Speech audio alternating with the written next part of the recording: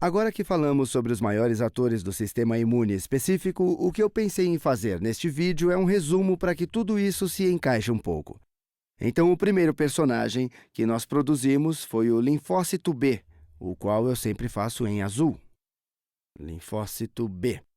E o que o faz interessante é que ele possui sua própria porção variável específica. Possuem anticorpos ligados à membrana em linfócito B e os anticorpos de cada linfócito B específico possuem sua própria porção variável. Então, esse linfócito B será completamente variável.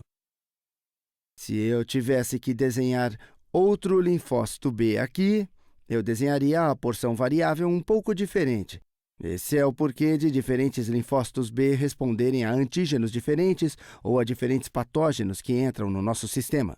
E o linfócito B é ativado, e falaremos sobre o que acontece quando ele é ativado, ou o que é preciso para isso acontecer. É preciso que haja ligação do patógeno a um desses anticorpos ligados à membrana. Mas isso não é tudo. Tá legal? Muito bem. Então, às vezes, isso é tudo o que você precisa. Mas você também precisa de um estímulo de um linfócito T. Então, talvez você diga, como o linfócito T auxiliador o estimula? Linfócitos B são também apresentadores de antígenos, então ele irá englobar o patógeno, quebrá-lo e apresentá-lo em um complexo MHC2. Digamos que isso seja um complexo MHC2.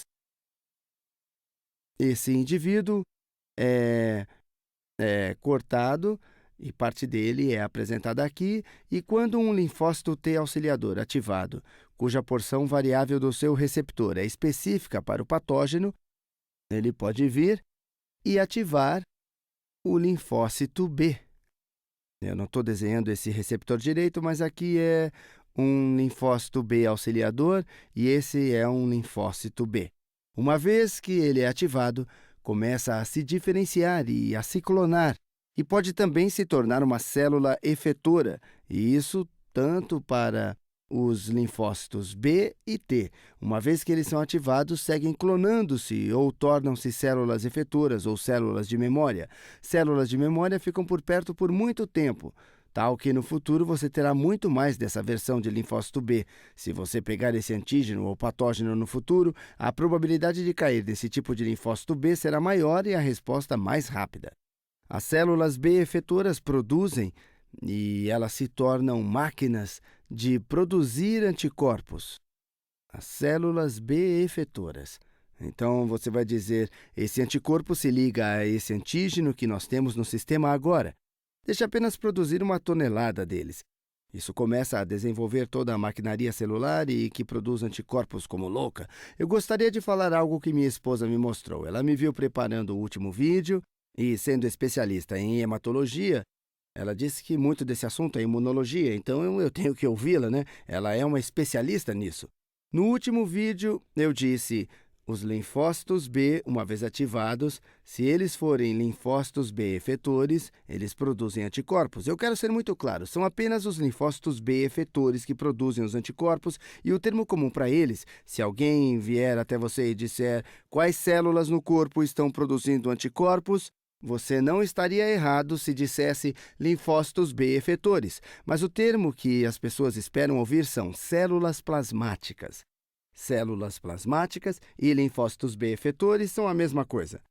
Mas quando dizem o que acontece a um linfócito B quando ele começa a produzir anticorpos, então o chamam de célula plasmática, não a chamam mais de linfócito B. E eu quero deixar isso claro, assim como minha esposa, temos médicos que poderiam perguntar qual célula no corpo produz anticorpos, e se você diz linfócito B, eles vão dizer, não, errado, é a célula plasmática. Ou se você diz linfócito B efetor, eles também não vão ficar felizes, querem ouvir célula plasmática. É o termo utilizado nos círculos da imunologia e, ao que parece, nos da reumatologia. Eu deveria dizer que minha esposa é hematologista? Não, não, não, não. Ela está estudando reumatologia. Eu me confundo com todos esses logias. De qualquer forma, isso é o que os linfócitos B fazem. E esses anticorpos podem então se ligar a coisas e destruir vírus e antígenos, vírus ou exemplos de antígenos e bactérias. E os marcam para serem retirados pelos macrófagos ou outros tipos de fagócitos. Esses são os linfócitos B. Você também tem os linfócitos T. Eu vou falar sobre os linfócitos T de forma um pouco diferente do que fiz nos meus últimos vídeos, apenas para dar um pouco mais de nuance. Há dois tipos de linfócito T. Você dirá linfócito T auxiliador e linfócito T citotóxico. Você não está errado, mas o que eu vou fazer é uma leve diferenciação apenas para que você fique mais familiarizado com esses termos. Então, existem dois tipos de linfócitos T. E todos os linfócitos T possuem receptores de linfócito T. Eles também têm essas outras proteínas e alguns deles possuem umas proteínas chamadas CD4 e alguns deles têm o que chamamos de CD8. CD4 e CD8. Aqui. Vamos marcar com essa cor. CD8. Muito bem. Então, essa célula aqui seria chamada de um linfócito T CD8 positivo. Ele possui proteína CD8 nele. E esse pode ser chamado de linfócito T CD4 positivo.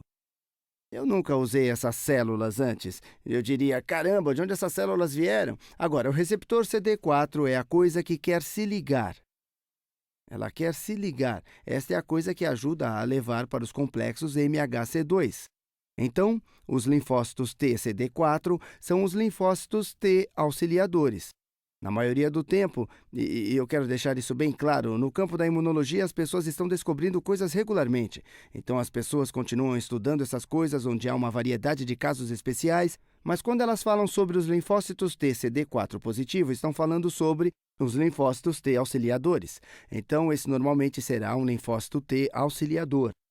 Ou você pode chamá-lo também de T auxiliar. Da mesma forma, as proteínas CD8 são atraídas para o complexo MHC1. Isto é o que elas trazem para células que têm câncer, que expressam antígenos em seus complexos de MHC1.